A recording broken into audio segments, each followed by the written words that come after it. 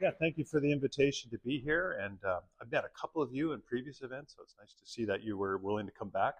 Um, and uh, and I'm really delighted and honored to be speaking with Eileen. I met you um, on Zoom, and then today we had a chance to see your labs and some of the work you're doing. So it's an honor. Um, so we're going to talk about stories, and so I thought I would first talk a little bit about my story, and then other stories. And time's limited, so these will be very rough sketches. But I grew up loving electronics. I was a ham radio operator as a teenager, and loved to build stuff. I would have loved to have done RF engineering. I told that to Eileen, but I wasn't that good at calculus. But I had this dream of building technology and helping make the world a better place. And then personal computers came along. So you can probably deduce my age bracket based on the kinds of things I'm talking about here. But the personal computer was sort of like a new development in the 1980s, right? And I had one of the first early personal computers, the Timex Sinclair ZX81, which came with membrane keyboard, 1K of RAM. You loaded and saved your programs to an audio cassette player, and you watched your video output on channel 3 on your local TV. So, but it was cool. It was magical, and I was kind of hooked. I loved it. And of course, there were people making all kinds of bold predictions. Nicholas Negroponte was a well-known uh, spokesperson in the MIT Media Lab. He wrote a well-known book a little bit after the 80s, in the 90s, called Being Digital.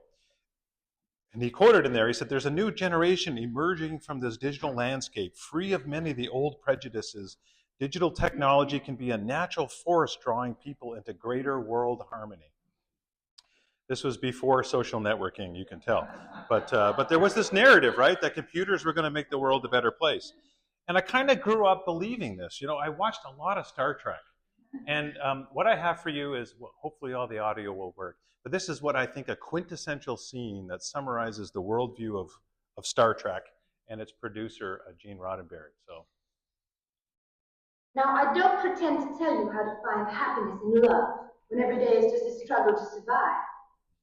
But I do insist that you do survive, because the days and the years ahead are worth living for. One day soon, man is going to be able to harness incredible energies, maybe even the atom, energies that could ultimately hurl us to other worlds in some sort of spaceship. And the men that reach out into space will be able to find ways to feed the hungry millions of the world and to cure their diseases. They will be able to find a way to give each man hope and a common future. And those are the days worth living for. so this is Edith Keeler, who is a social worker in some 1930s American city. You know, Captain Kirk and Spock have somehow gone back in time, right? There's ways to do that in a narrative, and they're listening to her, you know, just talk eloquently about this new future that's coming. That science and technology will cure diseases and feed the hungry millions. And I think Star Trek was one of the few sci-fi movies that was actually very optimistic. That the original Star Trek, right? To boldly go where no man has gone before, right? To basically, and every episode was them overcoming the odds with the combination of their wits and their technology. And usually Captain Kirk found someone to fall in love with along the way. So it was something that kind of animated me, right? To boldly go is what I wanted to do. So I went off boldly to the University of Waterloo, which is kind of like, you know, University of Michigan in Ontario. And it's the big engineering school.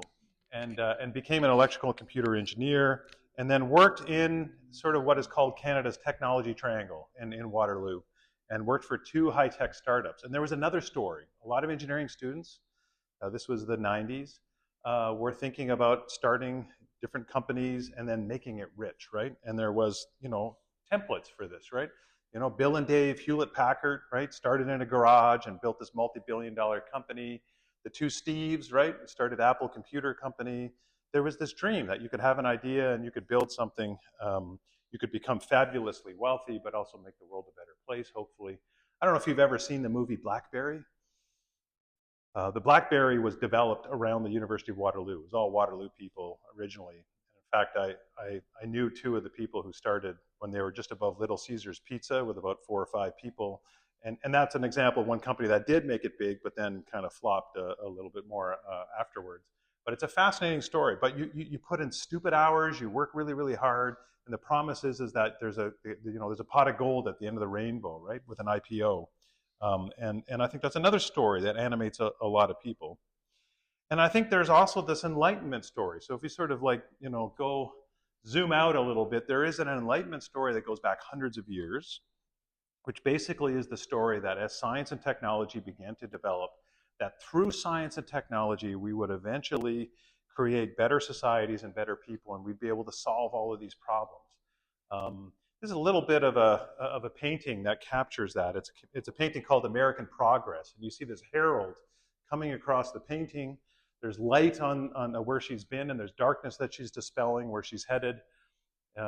In a very politically incorrect way. You see the native people being scurried away, and she's carrying a telegraph cable with her and a book under her arm, and you see ports and ships and trains in her wake. Progress was what people really thought was going to bring about a kind of utopia. And of course, what's the latest incarnation of that? It's AI. I don't know how many of you know Mark Andreessen. Mark Andreessen developed the first graphical World Wide Web browser. Does anyone know what that was, by the way? Some of you might. Netscape. Yes. Mosaic. Mosaic was the first, and he was one of the developers. Then he became a venture capitalist, a VC, and pundit in Silicon Valley. He wrote an article just a little while ago, a year or two ago, called "AI Will Save the World," and he says basically every child will have their own individual tutor. Every scientist and leader will have their own customized AI assistant. Productivity will accelerate. The creative arts will flower. AI will, quote, cure all diseases and achieve interstellar travel on top of it. It'll reduce death rates. War will become unnecessary. And AI will, quote, make the world a warmer and nicer place. Now, this is not new. Even a few decades ago, Neil Postman, right, once wrote that we believe nothing if not that history is moving us towards some preordained paradise, and that technology is the force behind that movement. It is a kind of religious impulse that we're going to have a new heaven and a new earth, but it's going to be ushered in by technology. And in fact, some people believe with such evangelical zeal that they believe in this notion called accelerationism, right? Which is basically accelerationists believe that if technology and AI is going to usher in this virtual paradise, then we have to get there as quickly as possible. I mean, people are dying right now because we don't have the AI to solve the diseases and to cure all the problems that we have. And so accelerationists believe we have to put our foot on the accelerator right to the bottom in order to get there as fast as possible. And it's kind of like a religious movement. These accelerationists believe that unrestricted technological progress is a solution to universal problems, and we need to pursue it with as fast as possible. And it has a strong utopian kind of underlying and undercurrents. And of course, this isn't new, right? You go back to the beginning of the biblical story, and you see the story of humans using the technology of the day, bricks and mortar, to build their own bridge between heaven and earth, and to make a name for themselves along the way. And so this sort of impulse for human autonomy, for solving our own problems, is nothing new under the sun. Now there's another narrative too. So that's one narrative. Another narrative is the Frankenstein narrative, right? Where we build technology and then it eats us, right? It sort of turns on us. And in fact, there's a lot of science fiction movies that sort of portray this sort of notion. But this book, right, is a recent one by Yudkowsky and Soares. If anyone builds it, everyone dies, right? Why superhuman AI will kill us all, right? And this is part of a wider theme in history where we see sort of historical civilizations rise and fall over time. And some people think this is just the most recent thing that'll sunset our current Western society. In fact, even one of the developers of AI, of neural nets, deep neural nets, Gregory Hinton, University of Toronto, has said that there's about a 20 or 30% chance this will lead to the extinction of humankind. And of course, as I said, the narrative is that the Frankenstein narrative. It's the Terminator. It's sort of this idea that we build technology and then it turns on us. I kind of like this parable of Fantasia, right? The Sorcerer's Apprentice, right? So he uses this magic that's way beyond him in order to do his chores, and then of course things get out of hand, and he isn't able to stop it. And I think that technology is kind of like that. Powerful technologies are kind of like magic. When you sort of wield it and you don't quite understand it, and you're an accelerationist and you're trying to just get things done as fast as possible, it can come back to bite you. There can be consequences for sure. And I was familiar with a lot of these stories growing up. I had my own story. I went to the University of Waterloo, and there was a narrative that was kind of below the surface there. There was no engineering professors that stood up and said, well, here's the narrative we're working from. But it was kind of in the water. It was this idea that we could solve every problem, that the world was a machine to be manipulated and controlled. But I was a Christian. I was working out of the Christian tradition, and I began working as an engineer in a cubicle farm, and I didn't really know how my biblical story, how my Christian story, how it connected to my work. I've given this quote in a lot of talks because I like it, but it has to do with the importance of story, right? Alistair MacIntyre is a philosopher of ethics. Wrote an influential book called After Virtue, and in that he writes, "We cannot answer the question, what ought I to do, unless we first answer the prior question of what story are we a part?" And I think our engineering work, our computer science work, our lives are often best understood as living within a particular story that animates us, whether we're working in Silicon Valley or in a high-tech kind of context, or our own stories. These things shape us, and they give us direction, and they give us a narrative for doing our work and for understanding the meaning of our lives. So as a Christian, of course, we need to be animated by the biblical story. But how does a story that's written during the Bronze and Iron Age, how does that talk about an age of AI? How can we actually learn from the biblical story anything about artificial intelligence or modern engineering or whatever it is that we're working in? And I think it's really helpful to think about basically the biblical narrative, right? The story itself, the sweep from Genesis to Revelation, right? And the basic themes of the biblical story are creation, fall, redemption, new creation. But those are like a summary of the biblical themes as you look at the sweep of the story. And I think if we understand that story, and if we look at that story, it has implications for how we ought to live in our current context. I got this in part from N.T. Wright. He has a really, really cool article called "How Can the Bible Be Authoritative Today?" And he basically talks about the biblical story, and he says, well, imagine you have a Shakespearean play that we actually uncover, and there's a piece of the play that's missing. But it's a really good play. I mean, what could we do with that, right? Well, we could actually hire some guy and say, write the missing scene. And that would be okay, but it would kind of be frozen, and it would be one person's opinion about what it should be. Another approach would be to take that Shakespearean play and then hire Shakespearean actors who are totally embedded in the narrative, who actually know Shakespeare, but they also know the beginning of the story, they know the end, they know all the acts, they're able to sort of live into the story, and then to have them improvise, right? Kind of ad lib, and then sort of fill in the missing parts of the story. That's kind of what we're doing, as Christians. Right? We have creation, fall, redemption, right? We have the sweep of the biblical story. We sort of know how it ends. And we're living in that, in-between time, right? Between Christ's first coming and his second coming. And we're called to improvise. The Bible doesn't have specific instructions about how to do RF engineering, right? Or what we ought to do with AI. But you're living within a particular story, which, in the words of Alistair MacIntyre, when you know what story you're a part of, you can begin to answer the question, what ought I to do? Because those stories answer questions like, who are we? And what are we doing here? And what's the nature of reality? What's wrong with the world? What's the remedy? These are basic questions.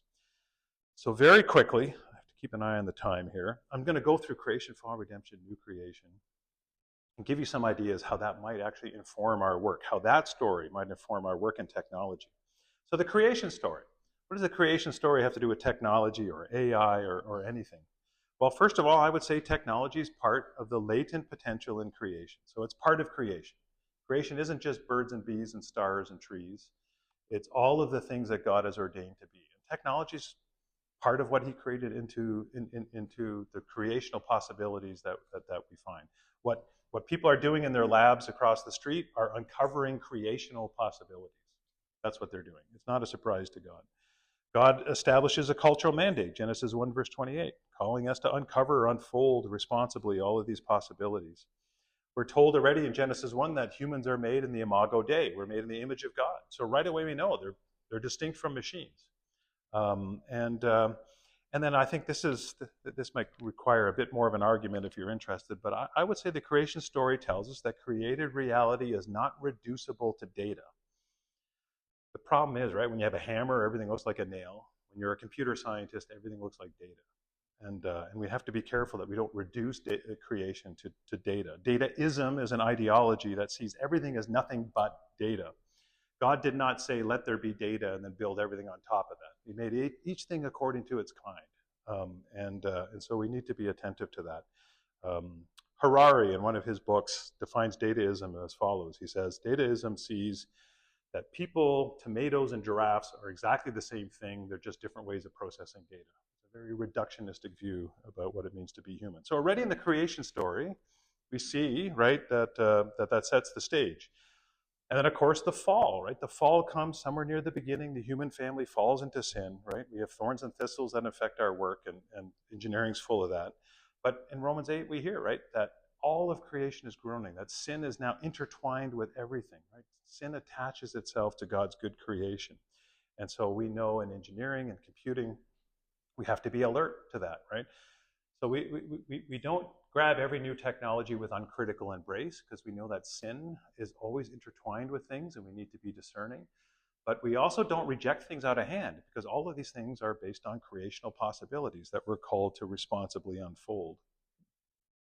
In the fullness of time, of course, Jesus came, so that's the center of the biblical story, right? And I love these words in Colossians. You know, God was pleased to have all his fullness dwell in him, and through him to reconcile to himself all things, whether things on earth or things in heaven, by making peace through his blood shed on the cross. And then 2 Corinthians 5, all of this is from God who reconciled us to himself. So there's personal salvation through Christ. But then he also gave us this ministry of reconciliation, that God was reconciling the world to himself in Christ, not counting people's sins against them. And he's committed to us a message of reconciliation. So we see here a story of redemption that's broad. It's all things. It's reconciling the world, right? It's not just individual salvation, that's important, but it's everything.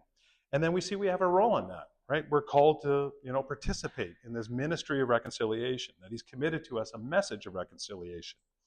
And in all departments of human activities, including engineering and technology, we're called to be agents of reconciliation. And I would say, I don't have much time for this, but this is a framework we use at Calvin University. It's used at other Christian colleges. We call them the design norms. The design norms come out of Christian philosophy, Christian worldview, from biblical principles, and they are a set of things that we need to keep in mind when we're working on technological artifacts, so that we can do that in a responsible way. And they include things like cultural appropriateness, and making sure things relieve burdens while preserving what's good in a culture, right? Transparency, making sure we don't bear false witness and things are clear. Social norms, making sure that our products promote cooperation and conviviality and community. Stewardship, right? Thinking about the impact of our technology, sustainability, those sorts of things. Delightful harmony has to do with aesthetics, making sure we build things that are beautiful and pleasing to use. Justice is a fundamental biblical norm, making sure that things promote justice and fairness. Caring, building tools and technologies that show love for our neighbor. And trust, building things that people can count on, especially if people's lives and limb depend on it, but also where we place our ultimate trust. So these sort of principles come out of the biblical story, I would argue, if I had more time, and help us to direct our engineering efforts. And then finally, the Bible ends with the new creation, a new heaven and a new earth. Right? We begin with a garden in Genesis, but then we end with a city, right, in which Christ makes all things new. But we always have to remember, as engineers and computer scientists, that we don't build the New Jerusalem. The New Jerusalem comes down out of heaven. It is not subcontracted to us. And so we need to keep that in mind. The builder and architect is God, and we need to have humility. And what God calls us to do is to be right, is to make some imperfect models of the perfect world to come. In the words of Lewis Meads, we're called to be faithful, and to build, be a signpost for a new heaven and a new earth that are coming. And so the biblical story, I would argue, is a story that we can do our technology and engineering work in, and it actually can animate us and give us direction. And it's a very different story than some of the other stories that are out there.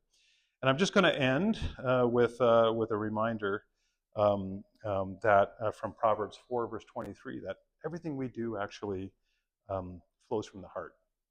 And so, sure, we have stories that kind of animate our work, but I think that what we love really drives us.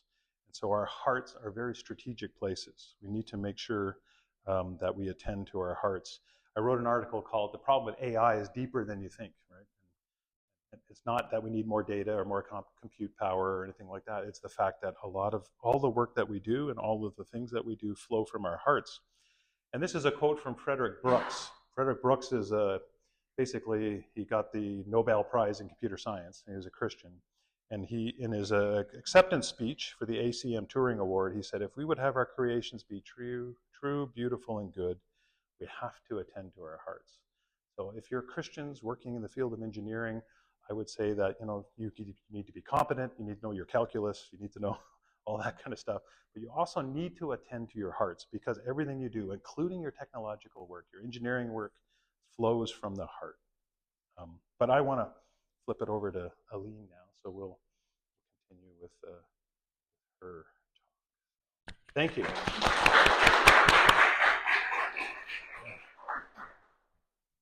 Thank you, Derek. Derek made it hard for me with all the nice videos and figures that he has, because I don't have that many.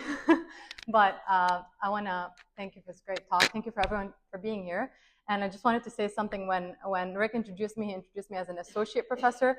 Thank you for promoting me. I'm not there yet. I'm an assistant professor. That's going to happen in hopefully 3 years. But yeah, I wasn't too upset to hear that. Okay, so yeah, what I wanted to talk about today, I don't have much about my story. I didn't talk too much about my work or my story, although I'm more than happy to answer questions about that. But I just want to talk about kind of how I view technology these days. So first, I want to start maybe with a definition that I would think we could all agree on when it comes to technology. It's a manner of accomplishing a task using technical processes, methods, or knowledge. Okay, I think we can kind of all agree on this definition of technology. Now, the first thing I want to talk about is technology from God. Now, the way that modern technology was born was through the study of God's creation, which is called modern science, right? And it's used to solve practical problems. So the way I view technology, or the Christian story, is that basically it's part of human creativity. So it's a reflection of us being made in God's image. But obviously, because we're imperfect, it's subject to human fallenness and sin. If we look at a lot of early scientists, actually, and I'm going to show some examples, if you read their stories, a lot of them were actually, a lot of their creation came from deep faith in God. So God gave us a mind that is capable of understanding his creations and extracting the laws that he created from the observation of his creation. So that's awesome. That's kind of fundamental science, right? And then once we can understand the world around us, now we can start figuring out ways to actually help people, and that's engineering, which is awesome. That's why I love engineering. And then from there, basically, the way I view technology is it's a way to love others and to solve their problems. And one person that inspires me a lot, and let's see if people can guess who that is. And if you're in my area, you should guess who that is. Any guess? Yes, this is basically James Maxwell. If you did not guess it, I was going to tell your advisor. So basically, I am in the area of applied electromagnetics, and this guy is basically the father of theoretical electromagnetics. Every time I enter class, and I say Maxwell's, I don't know how many times every class. So the beautiful thing about this person is that, first of all, let's see what he said. He said, Almighty God, who has created man in his own image and made him a living soul, that he might seek after him and have a dominion over his creatures, teach us how to study the works of his hands. So that's beautiful. And that we may subdue the earth to our use. So hopefully he can make use of everything we're observing and do good things. and strengthen the reason for his service. So what's written here is important, the reason for his service. So ultimately, we are serving God with everything that we're doing.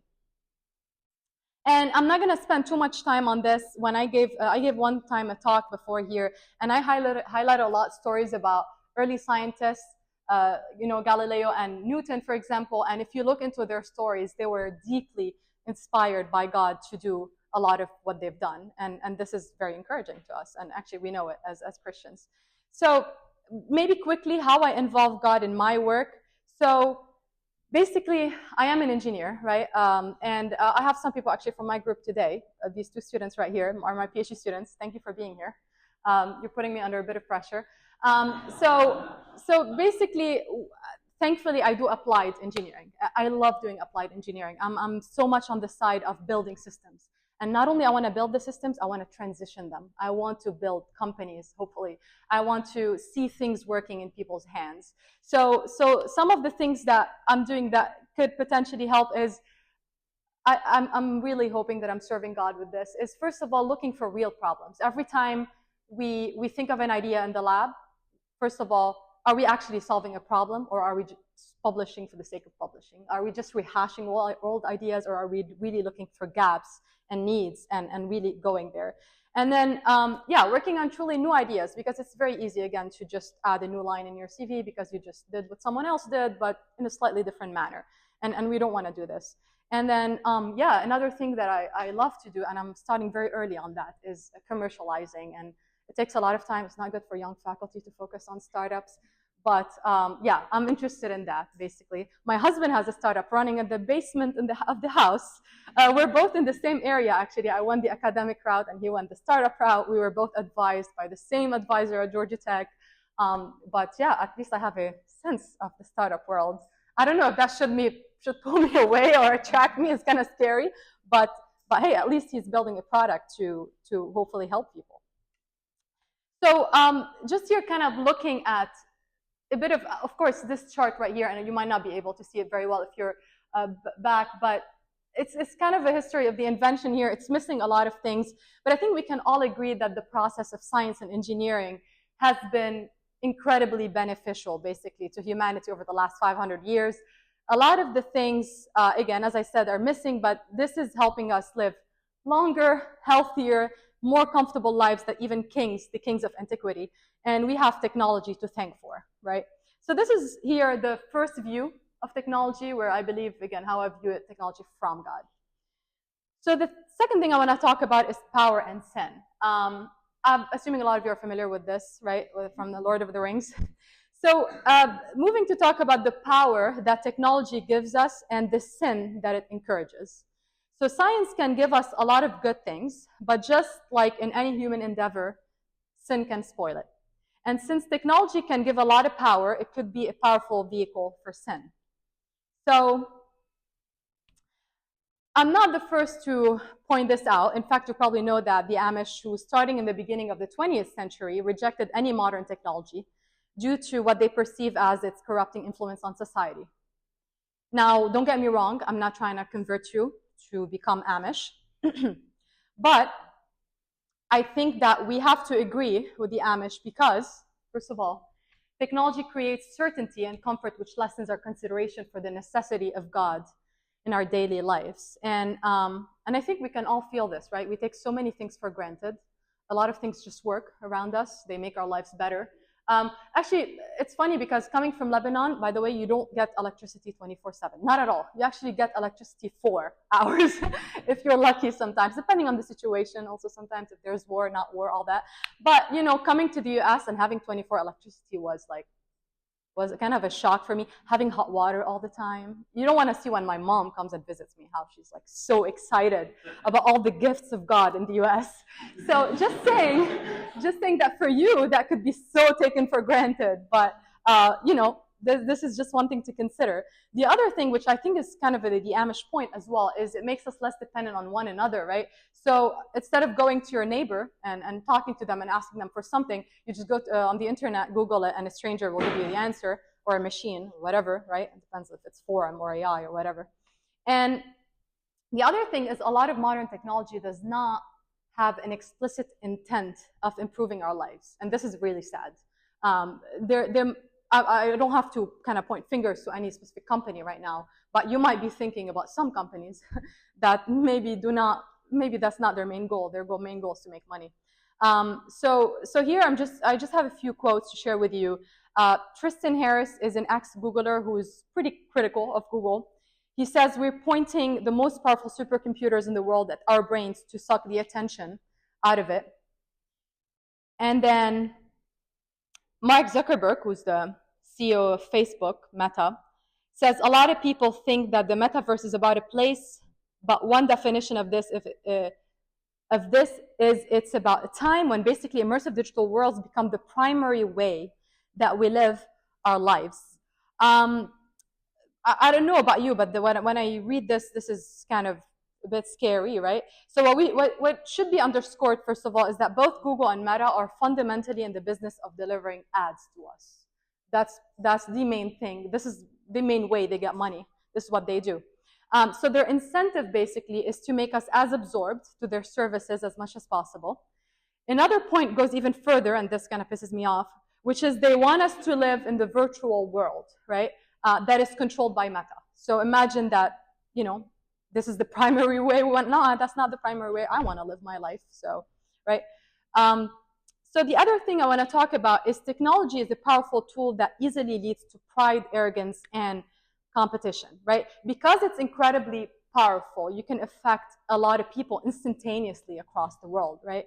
And if you know something or anything about the high-tech world or the world of Silicon Valley or social media, let me know if this quote from C.S. Lewis rings a bell.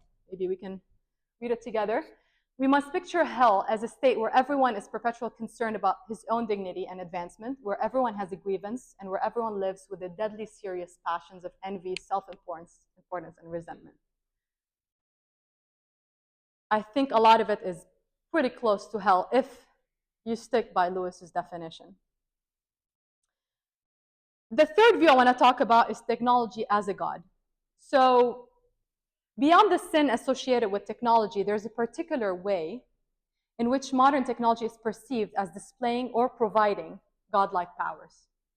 So this is here, I'm pretty sure you're familiar with the Sistine Chapel kind of inspired image, right?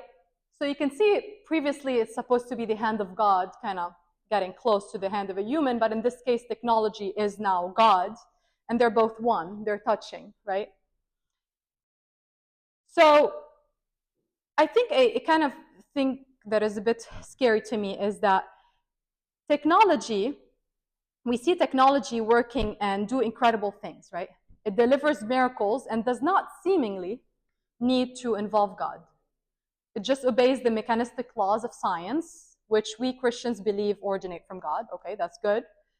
So it's natural, basically, to look at the world after that as a cold, heartless machine that has no interest in emotions in the lives of human beings. And that materialistic point of view is itself a religion, but with a different God. So technology is a mean by which this religion of scientism is being advertised and sold. A religion with prophets. Prophets of science, call them faces of scientism. You can name a lot of people, Stephen Hawking, Neil deGrasse Tyson, Anthony Fauci, whatever you want. Anyone telling you to believe them and believe science and all that, which is fine, but of course, with God's view in it. And then another thing I want to talk about is a tiny bit about AI, because AI pushes this worship to 11, basically. So with AI, what's happening is now we're in the phase of creating / becoming gods with AI. And depending on your perspective, it could be two different stories, right? So you can decide which God you want to believe it is. Is it the salvation story or the doom story? Is AI going to save us, as you talked about, Derek? Or is it going to destroy us? And basically, you can hear these kinds of noises coming from technologists of AI. So you have this person, Ray Kurzweil, who says the singularity, which is the point at which you can create superintelligence.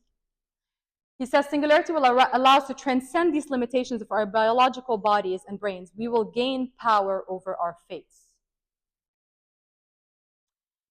Sam Altman, who is the CEO of OpenAI, says development of superhuman machine intelligence is probably the greatest threat to continued existence of humanity. I think I think this is kind of giving us an idea here, whether they're disagreeing here with each other or whatever. The point is not they're necessarily disagreeing. The point is that they're talking in apocalyptic terms. And the fact that technology will make us gain power over our fates, or it's deciding existence of humanity or not, I think we're just making technology as God at this point. So with that, I'm just gonna end with this last thing. Is in my opinion, technology is a wonderful gift from God that is, however, fraught with many perils, as we just saw, right? And as we have here, especially many young engineers or Christian scientists or any discipline you're in who will contribute to building the future of technology, I just want you to consider every time you're building something or doing something, which way does the glory flow, right?